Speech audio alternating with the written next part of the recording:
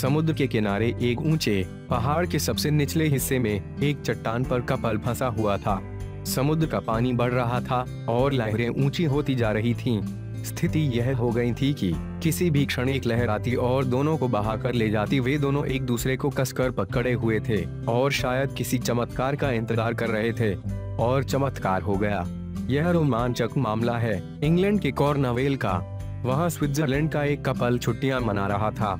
यह कपल समुद्र के किनारे एक खड़े पहाड़ के सबसे निचले हिस्से में था। वह वहाँ कैसे पहुँचा यह पता नहीं चल पाया है, लेकिन वह बहुत खतरनाक जगह थी।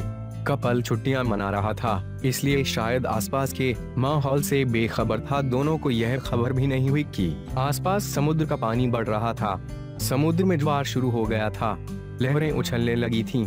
तब कपल को एहसास हुआ कि वह बुरी तरह फंस गया है। लहरें उन दोनों को नहला रही थीं। किसी भी पल एक ऊंची लहर आती और दोनों को अथाह समुद्र में बहा ले जाती। बच निकलने का कोई रास्ता नहीं था। दोनों ने एक दूसरे को कसकर पकड़ रहा था। अब कोई चमत्कार ही उनकी जान बचा सकता था। इसी बीच वहां से गुजरते एक राहगीर की नजर नीचे फंसे इस कपल पर पड़ी।